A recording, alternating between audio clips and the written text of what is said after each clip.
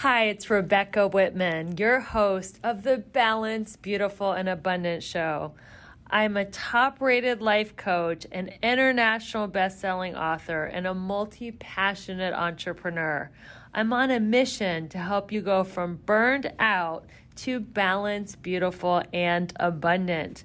The experts on this show will help you achieve work-life balance so that you can experience abundance in 7 pillars of life: spirituality, health, emotions, romance, mindset, social, and financial life. When you have all 7 pillars of life in alignment, you are balanced, beautiful, and abundant. Let's go.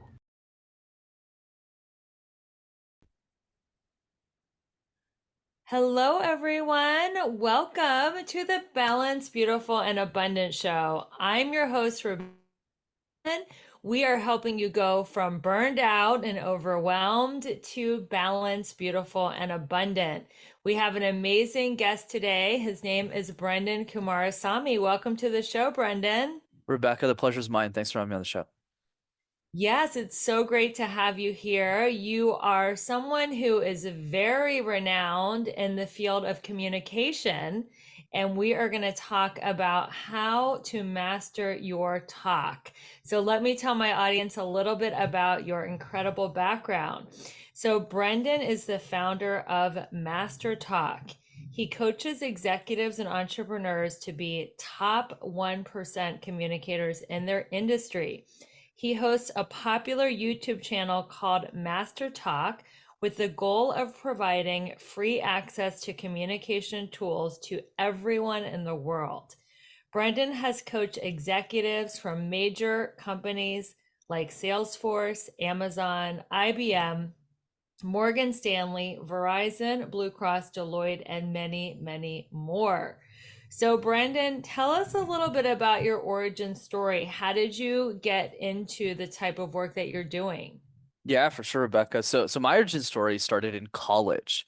So this is 8, 9 years ago.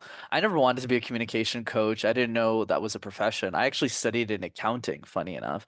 That was what I always wanted to do because I was really good at numbers and I was really bad at everything else. So I went to business school for accounting.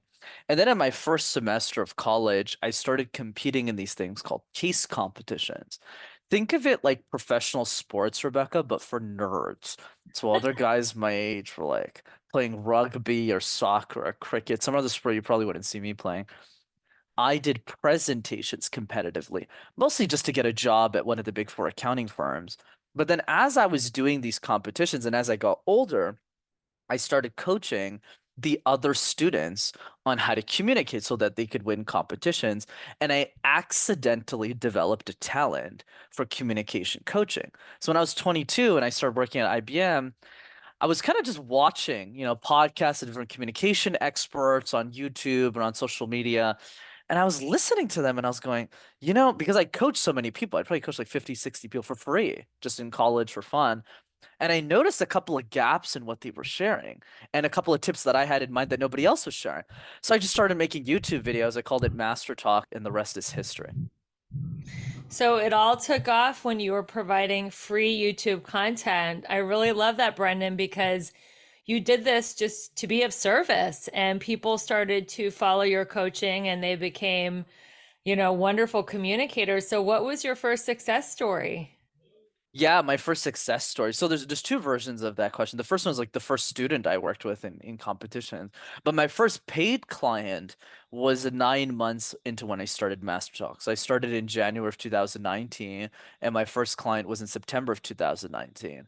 The story behind that, Rebecca, is I went to Summit of Greatness, which is an event in Columbus, Ohio, hosted by a podcaster named Lewis Howes. And I've been a fan of his work for a long time, and I always wanted to attend his event. So I go there and I just like coaching people for fun. Like even if you meet me in person, I'm just asking you about your dreams and going like, "Oh, what did you think about this or that?" So naturally, I was doing it with everyone at the conference because just my personality. And one of them wanted to hire me as their coach, and I was like, "What do you mean?" And they're like, "Yeah, I'll pay you money to be my coach." And that's not really a term I really understood because I just done it for free for so many years until 2019. So I just started helping him. He used to work at Amazon. He started a real estate company. And he lacked a lot of confidence when he was sharing ideas with the world and in investor decks and when he was talking to his employees. So I helped him get rid of his ums and ahs, open his eyes more, bring that voice projection, and now Ludimir is doing very well in his life. So yeah, grateful. Wow, that's fantastic. So, how can people master stage fright? You know, fear of public speaking is the number one fear. I don't know if it's the same in Canada, but in America, the fear of public speaking is worse than death. So, people like to joke people would rather be in the grave than delivering the eulogy. So, how can people overcome their stage fright? For sure, Rebecca. So the frame that I always take is I've always believed, and this is a controversial opinion, that the number one challenge of public speaking actually is not fear. I think fear is number two. Number one is motivation. Why do I argue that?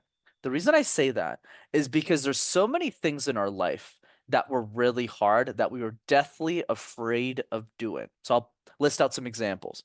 Immigrating to a new country, right? Getting your first job, asking somebody on a date, getting married and having children. These are all things that are ridiculously difficult.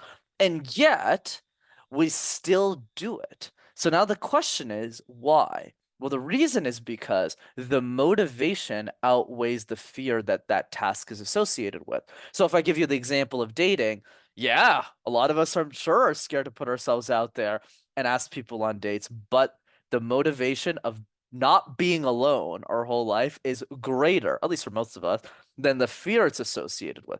Same thing with immigrating to a new country. That's scary. You're going to a brand new country. You don't know anybody there. You have $20 in your pocket. So why do you do it? Because your motivation to create a better opportunity for your family and for your children is so much greater than the fear. So you do it. But when we think of communication, Rebecca, the challenge is we have the fear, but there's no motivation associated to that fear.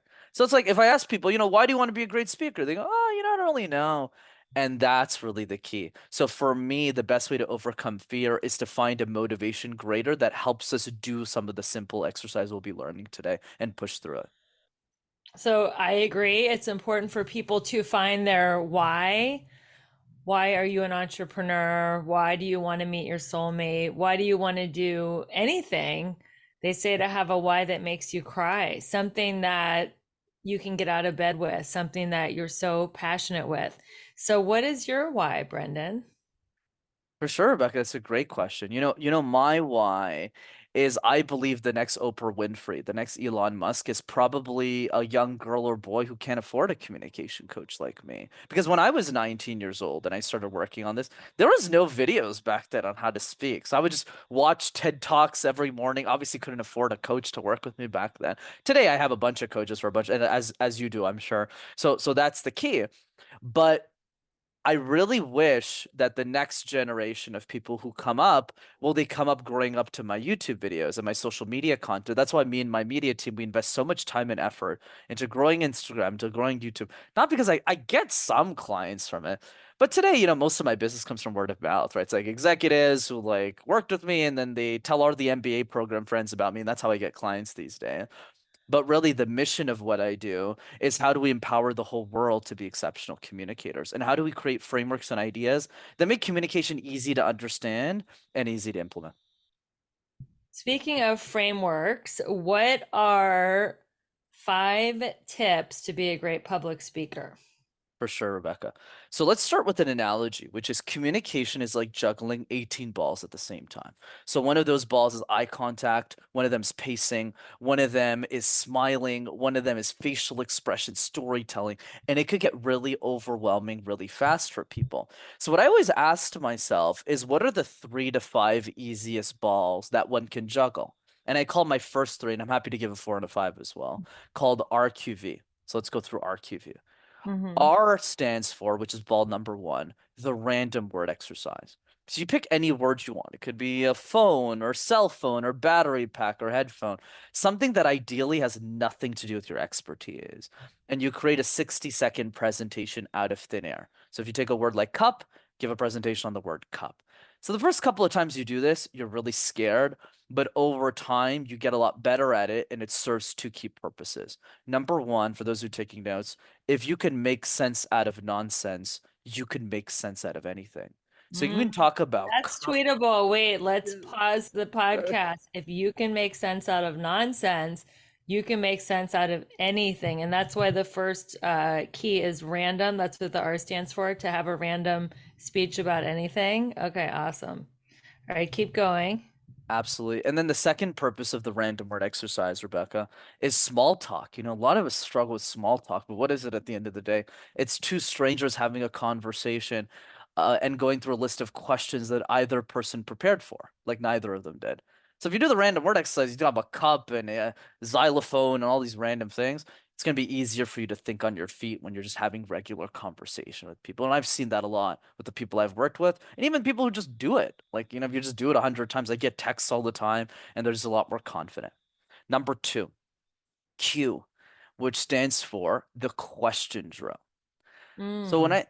I got started, Rebecca, I remember this for a few years ago. I'm a little bit better on podcasts, besides the fact that I talk too much, so I'm not a good host. I'm a better guest. But when I was on my first couple of shows, I remember how scared I was, and how because I was really young at the time when I started internet. I think I was 21 or 22, and some guy asked me, Brendan, where does the fear of communication come from?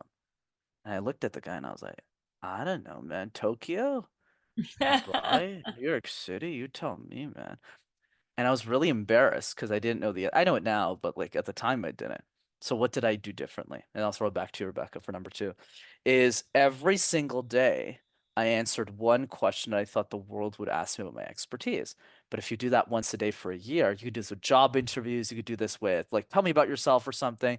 If you do that for a year, you'll have answered 365 questions and you'll be bulletproof.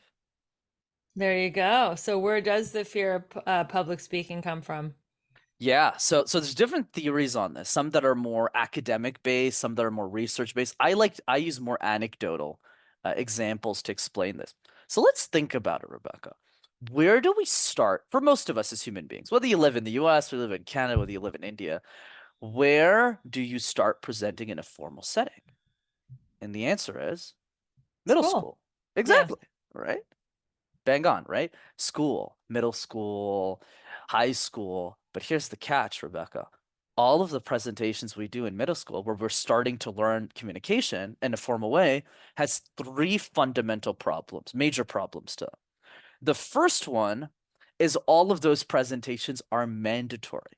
So you don't wake up in the morning and say, "Hey, Rebecca, you want to get breakfast and present all day?" Nobody says that. Nobody does that. Number one. Number two is you never get to pick the topic. So it's never, hey, Rebecca, hey, Brendan, what are you passionate about? Are you passionate about abundance, about helping people live a balanced, beautiful, abundant life? No, you got to talk about Shakespeare and poetry Right. and the Renaissance. So it sucks. And number three, which is the worst thing of all, and it so shocks me that people do this, is that every presentation, 100% of them, Rebecca, are tied to a punishment. So if you don't do a great job, not only do you not get your pat on the back, you basically get a slap in the face. Where, hey, by the way, if you don't do well in this presentation, you're going to lose your marks and this is going to happen to you. So we grow up believing over and over and over again through repetitions of hundreds of mandatory presentations, of punishment, of not presenting something we actually like, into believing when we're adults that communication is a chore when it really isn't.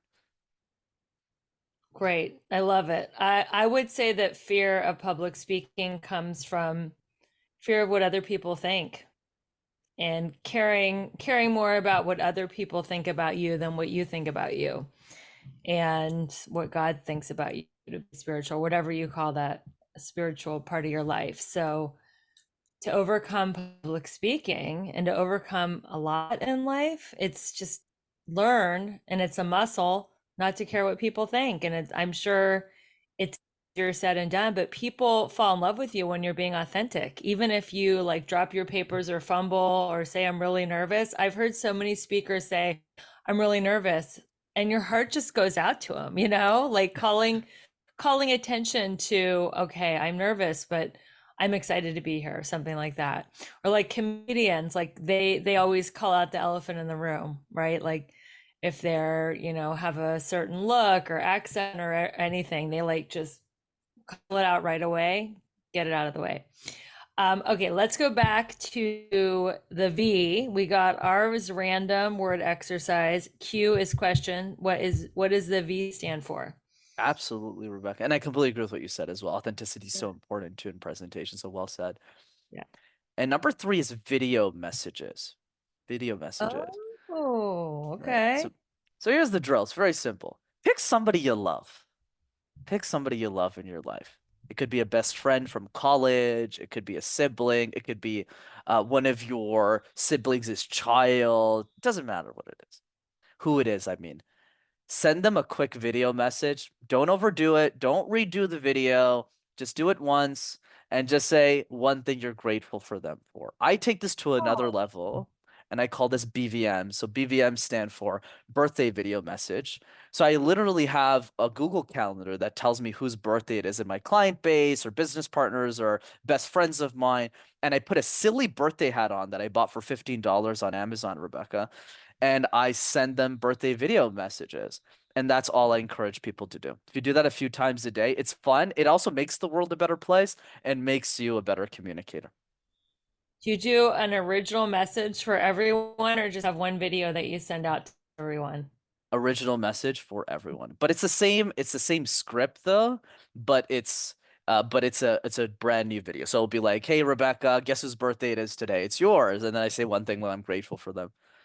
Yeah. And you do this every day for someone in your life? Yep, that's correct. So like this week, we're recording today on March 11th. So there's one person that I have to send a video message to. So I got an easy week. But what I do sometimes, like last week, just so people don't make excuses, I actually didn't do video messages for 2 weeks because I was super busy with clients and I was flying around different places and doing things. So what did I do? I just sent them late. People still loved them anyways. Like I was like, I know your birthday was on February 23rd, but I forgot to send you one. I hope you're doing well. And since the videos take 30 to 40 seconds, sending 10 literally takes 10 minutes. So it's not so bad. I want to be on your list, the video birthday. I've never had somebody ask to be on my list. That's Of hilarious. course. That sounds fun. For So, sure. what are some keys to a successful group presentation? For sure, Rebecca. So of course everything we learned today, just to make this more concrete for the audience, for everyone who's listening right now, your takeaway is book 15 minutes in your calendar every day to do RQV. Right? Because the challenge, Rebecca, is not that the exercises we're learning today are hard, right? It's that let's say I meet somebody on the street or they text me on Instagram, they go, "Oh, I loved your podcast with Rebecca." I go, "Cool. Did you do the random word exercise?" They go, "No, why?" I go, "Well, if you gotta speak, you gotta communicate." So building on the question you asked about group presentations. So it's all that we learned so far, plus three other ideas that I'll give you. And I'll pause after each one so I don't monologue for 10 minutes. So the first the Well, I'll first interrupt you with your yeah. permission, of course. Oh, Okay. please, please. I That's have, even I'm ready to write this down. So this is, if you're taking notes on this amazing interview, how to give an awesome group presentation with speaker coach to the stars, great. Brenden Kumarasamy. I Okay, love let's it. let's have it. I'm ready. Of course, Rebecca, I love it. So the first point is what I always tell people is even when you're not speaking, you are speaking. So what does that mean? So let's say you're giving a group present, which I define as multiple speakers giving a presentation together, right? So let's say two or three people giving a speech. So let's say it's James, Julia, and Jerome. James starts presenting, he's finished his part, and then Julia starts talking. But because James knows what Julia's going to talk about, he's not really paying attention. He's kind of looking at his watch, he's looking at the sky, he's wondering, man, what am I going to eat for lunch today? And that is a big mistake. Why is that? Because as your audience, when you're watching the team, if James is looking all around the place, the mindset the audience member has is, I mean, James has spent 3 months working on this presentation with Julia. If he's not interested in what Julia has to say, it's probably not worth listening to. So that's mistake number one. Even when you're not talking, be sure you're nodding, you're smiling, and you're there because you're speaking the entire presentation, even if you're not actually talking the entire time. That's number Good one. distinction. Okay, number one is listen to all the other speakers. Got it. Absolutely. Number two. Number two is as the leader of the group, you're only as good as the person who does the poorest in your group presentation. So it's important, especially for those of you listening to the podcast, I anoint you the leader of whatever group you're going to present in front of. So you need to take responsibility and understand what are the strengths and the weaknesses of each speaker. And what I do when I do group presentations, if I'm doing it with multiple partners, I'll try and figure out what are the parts that they have the least amount of comfort with, and I will take on those parts so that their life is a lot easier when they're presenting. This is especially true in corporate where you have to give like big sales presentations and you kind of go off of what is everyone else struggling with, you take that on. And then finally, number three is have a robust system for Q&A. Q&A standing for questions and answers. So what does that mean? You could have the best presentation in the world, but if you get to Q&A and your team members and you start disagreeing on the questions that the audience starts asking, you are dead in the water. Yes. Right. Dead in the water. So there's a couple of ways you can create a system. There's two easy ways I'll give. One's a little bit more challenging, actually. The first one is really just to proactively manage these questions. So like get some pizza, your favorite lunch, dinner, it doesn't matter. When the presentation is done, before you give it, but it's prepared. And you sit down, you just ask yourself a question. What do I think my audience will ask us about this presentation? And then we brainstorm together. And then we come up with answers. Oh, who do you want to who wants to answer this type of? Are we aligned on what the answer to that question would be? And the second piece is a strategy I teach called Q&A Master, which is very simple. Let's say you have three members who are standing in front of an audience, Rebecca. The best person at answering questions takes the questions. So let's say John in the audience has a question. He'll say something like, "Thanks for the question." And he'll look at his team members. And this is very subtle. I learned this when I was 19, is that the other teammates, if they wanted to answer the question, they put their hands in front of their body. And if they don't want to answer the question, they put their hands behind their body. So the master knows who's able to answer. So he'll quickly do that, filter and go, "Hey, Julia, why don't you do?" And he'll equally distribute out the questions. And if both all of their hands are behind their back, the master answers the question. That's it. There you go. So when you're giving a group presentation and somebody's not paying attention, maybe they're on their cell phone or they're sleeping, do you address that person directly or do you just ignore it? Absolutely. So the question for you, Rebecca, is that a member of the audience or a team member that is presenting with you? A member of the audience. Member of the audience. I I mean, I guess it depends on the scenario that we're presenting in. Let's say it's like a keynote scenario where you're kind of like giving a group workshop. I wouldn't address it, but I would more reflect on why is it that people aren't paying attention. I'll give you a common example. Like, for example, when I present my speaking presentations to accountants, I know they don't really value communication that much. They made all their money from scrunching numbers.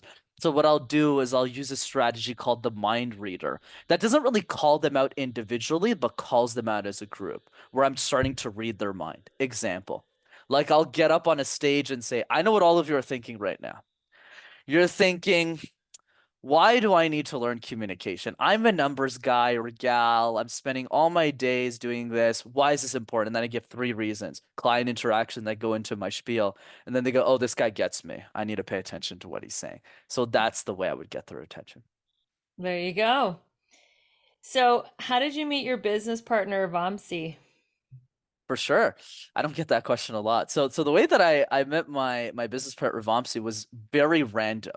So, we always like to say in business, you got to work hard, you got to persevere, you got to put in the effort, but sometimes luck favors the prepared, right? If you got the right opportunity, you're doing things right. So Vamsi was one of those opportunities.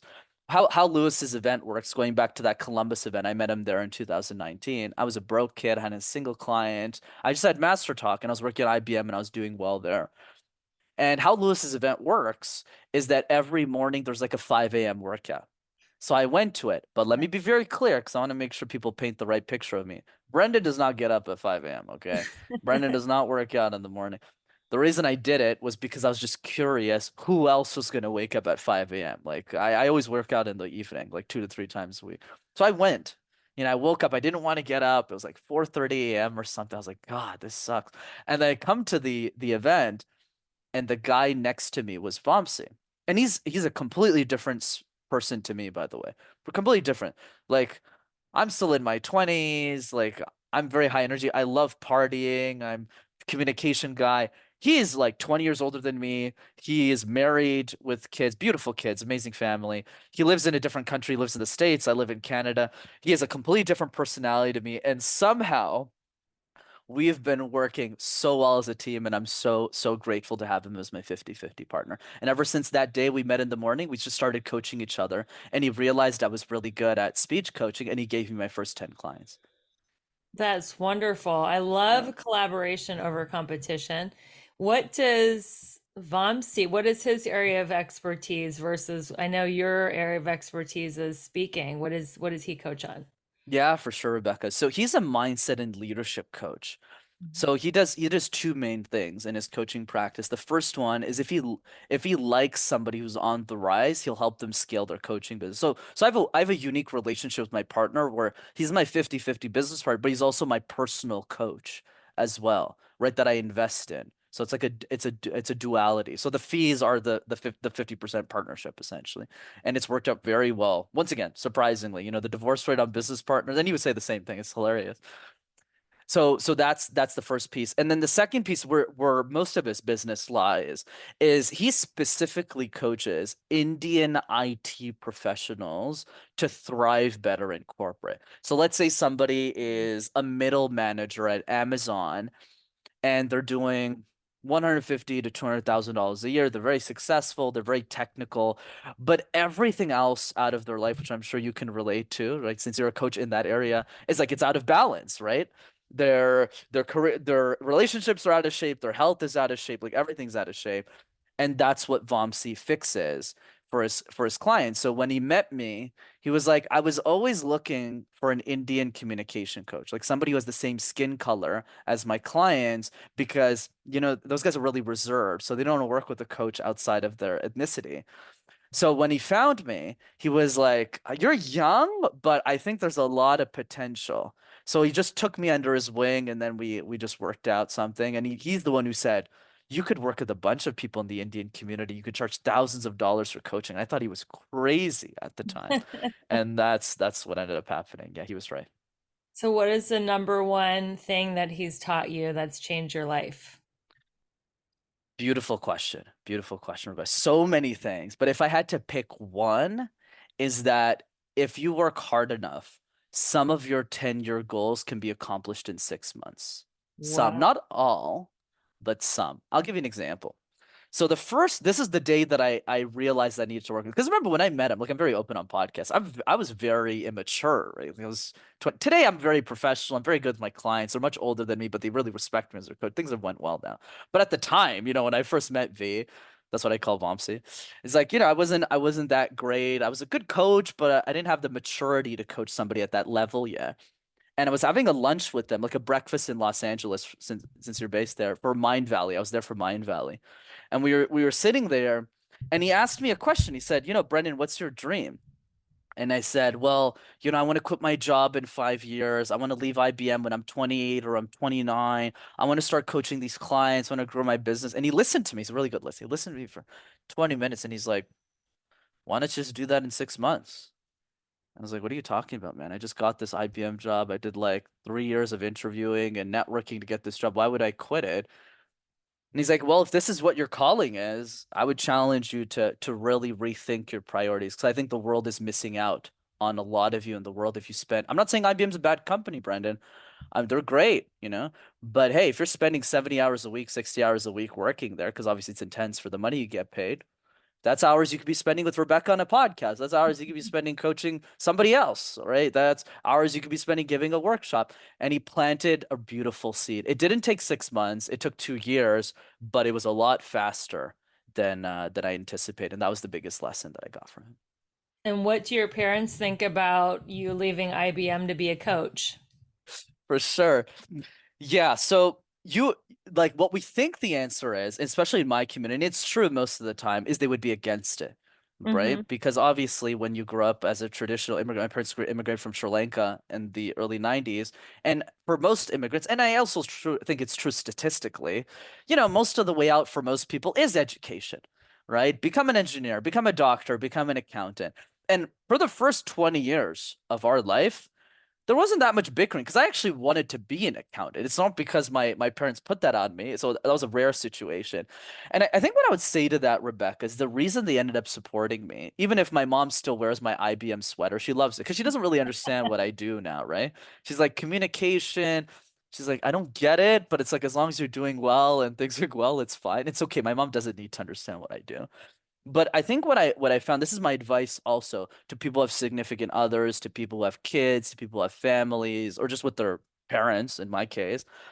It's really about creating the actions and the decisions in your life that earns their trust. So yes, did they think my business was going to work? Probably not. Did they understand it? Definitely not. But the reason they ended up coming to terms with it is because the decisions that I've made previous, like my history leading up to that decision was aligned. I got the degree. I got the job. I paid off our family debt, right? When I was very young. I retired my mom when I was 22 or 23, Great. right? Not because I was rich, because like in Montreal, rent is 800 bucks a month. You just live together. It's done. You just retired, right? So when it was time for me to go, and I was having a lot of challenges at IBM, not because it was a bad company. I love the people. I still love the people. I still am in touch with them, but it's like the work was getting really hard. Like the technology implementations, everything's getting very technical. I didn't understand anything, and I was miserable the last 6 months. And I told my mom, I said, hey, look, the business is growing. I made 20, 30K without even doing anything outbound. If I put all of my energy in this, I can make this work. And she said, I'm not really sure, but you know what, son? I trust you. Just go for it. And I jumped ship. I almost went bankrupt, but I made it work.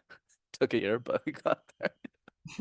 Wow, that's a great story. Yeah. So, speaking of stories, how do people tell their personal story in a very compelling, engaging way? Do you have any advice on storytelling? Yeah, great tie-in, Rebecca.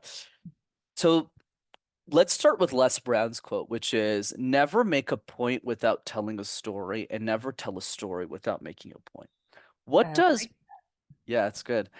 But the problem with that quote, Rebecca, is sometimes when people listen to that the first time, they don't really get it. Like it took me like a few times. I had to reread the quote like five, six times. I had to listen to Les say it a few more times. And let me translate the brilliance of Les Brown. So what Les Brown means is that every great story, Rebecca, often has a lesson attached to it. We all have that friend in our life who comes up to us and goes, Rebecca, you won't believe what happened last week. And you're like, yeah, what happened? And then like 20 minutes into the conversation, they keep talking. You're like, wait, what happened? Like, I don't get it. Like, where's the lesson? They just keep going. We're just being nice to them, so they keep talking, but you're like, I don't. So we all have that friend, right? In our life, or at least we used to. So for me, the advice with personal stories is to always start with the lesson first. Make a list of lessons or takeaways, whether it's something funny, whether it's something educational that you want to teach people. So I'll use myself as the example. So let's say, which is my key outcome every time I'm on a podcast, every time I'm giving a workshop, even every time I'm coaching a client, it's really the same outcome, which is I want, well, by the time we're done, I want people to fundamentally believe that they can be exceptional communicators. So that's the lesson. So now we backtrack to what is the story that then ties into the lesson.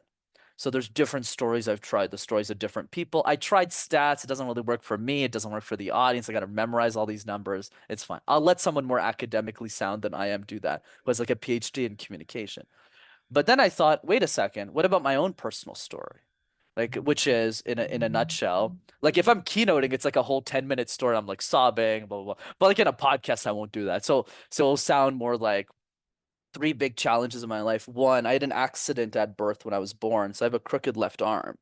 So that. whenever I was speaking, like especially when I was younger, people would always stare at my arm. They wouldn't look at my face, and that's also true today. But I'm a lot less self-conscious about it. That's number one. The second piece, I have a degree in accounting, Rebecca. It's literally the opposite of speaking. And the third piece is for those who don't know, I live in a city called Montreal, and Montreal is a city where you need to know how to speak French, which is a language I did not know. But my parents sent me to French school because I needed to learn the language. So my whole life I presented in a language I didn't know. So if I could become a great speaker, I think anyone else can. And that's how you tie both. That's great. So when you're on a podcast, do you have like a tip for telling your story, like a short version versus a Yeah. long version, which is I, your keynote? I love this question, Rebecca. Man, you're great at this. I've been on hundreds of shows. I wish somebody asked me that question. That's such a good one. So I have different theories on this, but the answer really depends on the intention of the host. Mm, Depends on the intention of the host. So let me give you one that works 90% of the time, and in a rare 10% of the time, you give the longer version. So in 90% of cases, you want to give what I call the short form personal story. So like for mm, example, when you asked me about my origin story, I didn't go on a 10, 15-minute monologue about my life. Oh, I was born here. I did this when I was two. Or else you as the host would be like, this is not valuable for the audience. Like why yes. right. Not to discredit that person's Right. life, right? It's Right. it's Of more right. course. Right. It's just about you got to balance both because people are listening to you talk on a podcast. So you need something short. So like when you asked me my origins, I kept it short, right? It's like, hey, I went to college, this happened. But really what you're asking me is like, how did your origin story lead to the person that you are today and what you're doing today? That's essentially the point. Yes. So you get there. So it's like a 2, 3 minute version.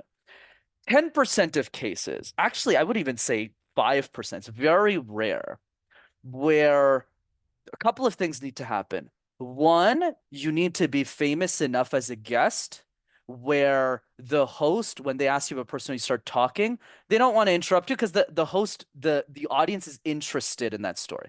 Example, if you're interviewing Cristiano Ronaldo, he could monologue on 20 minutes per. You don't even need to ask questions.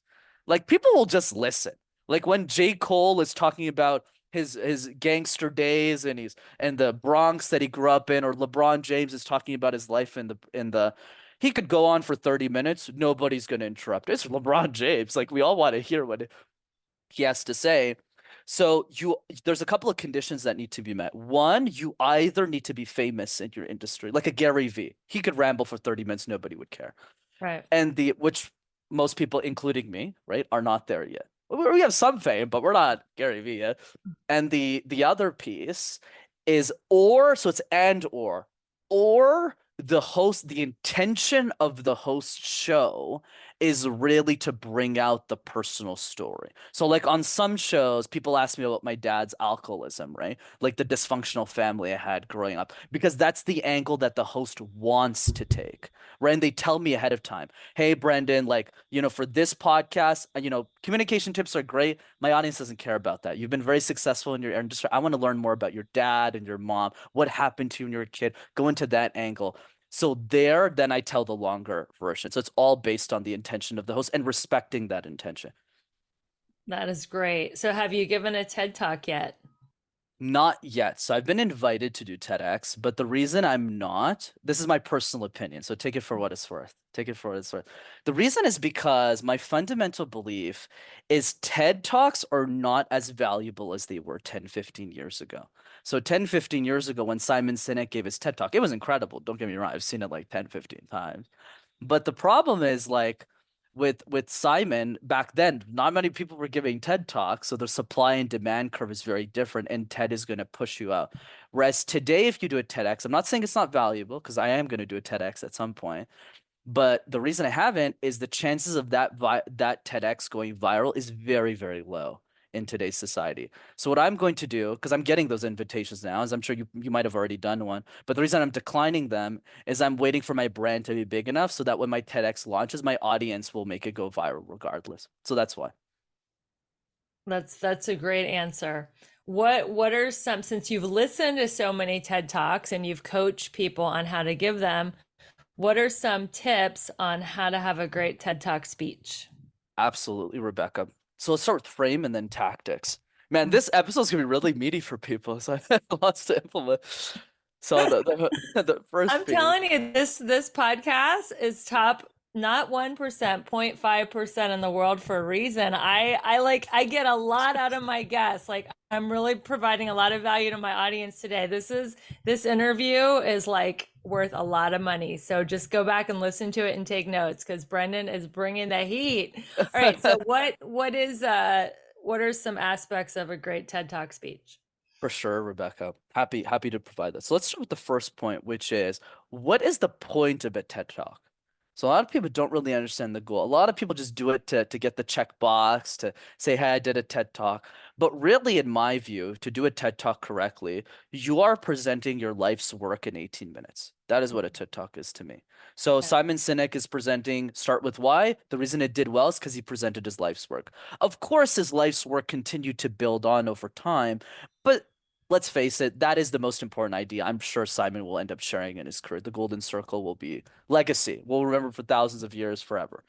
So it's the same thing for you, where you need to take a step back and go, if I had 18 minutes to share my life's work, not just my life story, but my life's work, what would I cover and why? And that takes time to figure out. And usually, what I recommend people do is exactly what you did. Like you build a brand, you learn a lot from clients, you learn a lot from guests, and then eventually, Lewis is another great example of this, where he was worse. He had zero expertise when he started, besides the business expertise he had from building webinars. But then as he's interviewing people and learning, he's going, now I have that 18-minute talk. That's the first piece. That's strategy. In terms of tactics, how do you do this? So I teach, and this works with every presentation, not just TED. I teach a strategy called puzzle, Rebecca. So puzzle is like jigsaw puzzles. You know those jigsaw puzzles you used to do as kids. So if I asked you, if you, it's a simple question. If you were working on a puzzle piece with your family or you're doing a jigsaw puzzle, which pieces would you start with first and why? The biggest pieces, because Absolutely. they anchor the rest of the puzzle. Absolutely, right? Like the bigger pictures of the puzzle. And then the other way as well is some people answer the edges because they're easier to find, right? In the box, you have those little edges, you put them all. Mhm. Bigger pieces, edges, right? And the problem with a lot of people, what they do, Rebecca, is they often just start randomly in the middle in their presentations. So let's say you have a speech coming up. What do most people do? They ramble. They ramble throughout the whole thing, and then the last slide sounds like, yeah, so thanks. Not the right approach. So instead, what you want to do is you want to tackle your TED Talk like a jigsaw puzzle. Start with the edges slash bigger pieces first. Just write your intro, the first 2 minutes, and present that intro 10, 20 times. But Brenden, 10, 20 times is so much work. Your introduction's 2 minutes. This is a 20-minute exercise, people. It's not that long. Same thing with the conclusion. What's a great movie with a terrible ending? Last time I checked, terrible movie. So really take 10, 20 times to really work through the close and use what I call not every, I'm never going to say 100% of TED Talks do this, right? So I'll always say a majority. What they do is they end with what I call the vision state close. So the vision state close is not like, what did we learn today? A, B, C. It's not like that. They end by helping their audience imagine a world where all of their ideas are implemented in the world. Hey, what happens if we live in a world where, these ethnicities don't get discriminated, or everyone isn't procrastinating anymore, or everyone has the right health? What does that world look like and feel like to us? That's the middle. Excuse me, that's the conclusion. And then the middle, now throw it back to you, is a simple framework to get people started, but it doesn't apply in 100% of cases, called SIT, like sitting down, which stands for story, insight, tip. Tell a Mm. story that leads into the key insight of your main presentation. Insight is tell the key insight which drives the point of your intimate talk. So Simon Sinek is people don't buy what you do, they buy why you do it. And he repeats that 7 times and then give some tips if you want.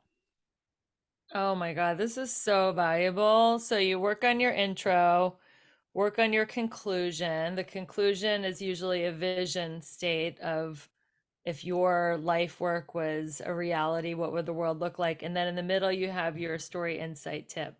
Beautiful, beautiful. So everybody, that was great for any keynote or any presentation. That's incredible. So you've talked a lot about how to be a great speaker.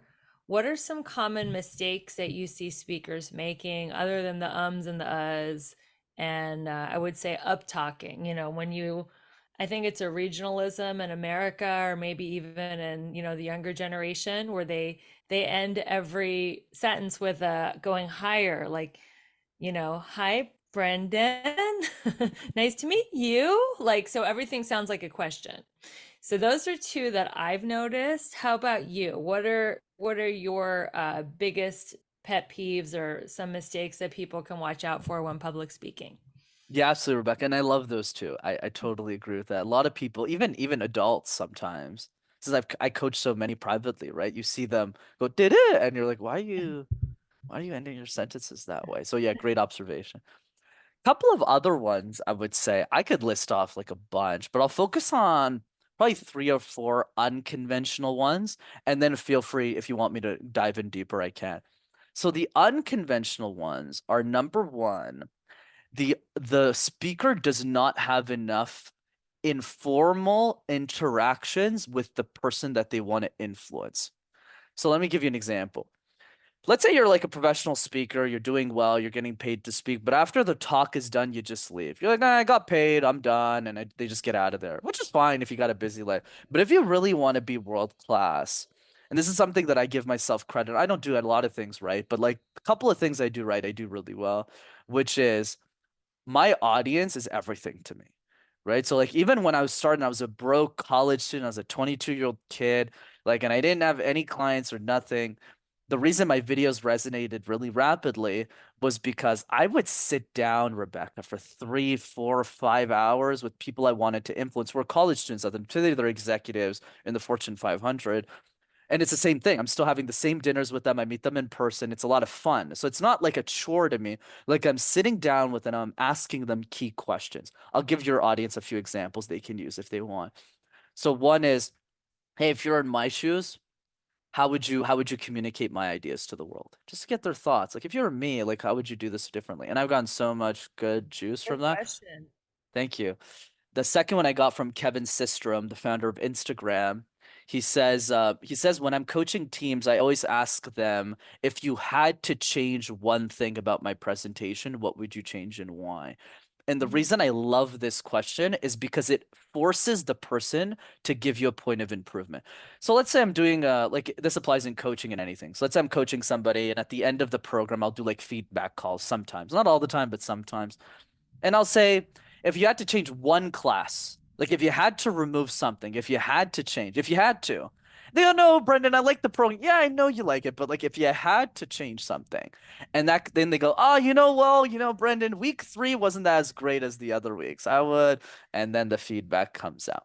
But I do that iteration cycle So over and if you're over. listening, a lot of people listening are scared of criticism. Feedback is a gift, and feedback is neutral. It's not personal. It's always neutral. So Brendan is teaching you how to get more feedback so you can be better at whatever you do. So don't fear hearing negative feedback. It's always a gift. 100%. But also the point you brought up is a really important one. So for somebody who's really sensitive to feedback, and I've seen that a lot in my career too, my advice is start these questions with people that you really like. Mm, People you really like. I want to do this with strangers right away because you're right. A lot of people like my tolerance for feedback is super high, and yeah. I'm sure yours is too. But for a lot of people it isn't. So that's why I would encourage you to just do it with a friend and then get started. So that's mistake one. I would say mistake two, which isn't talked enough about, is the eyes. This is like the case with 50% of the people I worked with. It's massive. Is whenever people speak, Rebecca, their eyes are always really closed. So if they talk for an extended period of time, their face looks really frozen. Versus if you notice when I was speaking, whenever I want to say something important, my eyes open up a little. So my whole entire face lights up. So I'd encourage people to really watch their eyelids and opening up their eyelids a little bit more. And the third one is not smiling while listening to other people. Big mistake. See a lot of podcast hosts making that mistake too. And I'll tell you why. You're not making that mistake, by the way. But so Well, what I have happened? resting bitch face. I have to Yeah. smile a little bit or people Yes, think I'm angry at them. So just little. Not like correct. or Yeah, distracting you, but pleasant because I've had to learn. I got feedback that God, you look so like upset with me, and I'm like, no, I was just listening really intently. So yes. Which is, by the way, but you're the great example of that, which is the feedback I tell people, like let's say like yourself at the time, but I would phrase it differently. It's so I would say in the feedback, I know you're listening really attentively. Like it's obvious you're taking notes, but I mean, it's not even directed to you because you fixed it, but like in general, but from the person receiving, talking, we're just weird as human beings, right? We make up stories that aren't true. So if I look at you like this and I'm talking to you, never met me, just instantly, just your human brain just looks at me and goes, "Oh, Brenden, all of a sudden, because he's not smiling anymore, he just lost interest in the conversation," when that isn't true, right? So that's probably number three. Those are so valuable. Brenden, you have given so much value today. Everybody, I hope you listen to this episode again and again. Share it with a friend because this is gold right here. Please give this episode a 5-star review and subscribe. This is how we spread the word. And how can people stay in touch with you, Brenden? Absolutely, Rebecca. This is a great show. Thanks for having me. The easiest way to keep in touch is just through Instagram. So my handle is Master Your Talk. So your is YOUR. Just send me a DM and let me know what you thought of the podcast, and I'd be more than happy to send you a voice note. And you are the one managing your own Instagram account. It won't be a robot, it won't be an assistant. It's really you. That's correct. I love it. Everyone, this has been another wonderful episode of the Balanced, Beautiful, and Abundant podcast. I'm your host, Rebecca Whitman, taking you from burned out and overwhelmed to balanced, beautiful, and abundant. And until we meet again, keep your vibe high and magnetize. Hello, my friends. Thank you so much for being a devoted listener to the Balanced, Beautiful, and Abundant show. I so appreciate your subscription, your reviews, sharing this podcast with your friends. And if you feel called to work with me on a personal level, I want to invite you to my Elegant Warrior training. It is starting in mid-January. I will personally help you get all 7 areas of your life to a level 10. That includes your spirituality, your emotions, your romantic life, your financial life, get your mindset on track, make sure you have a great community. And this is a 7-week group coaching class.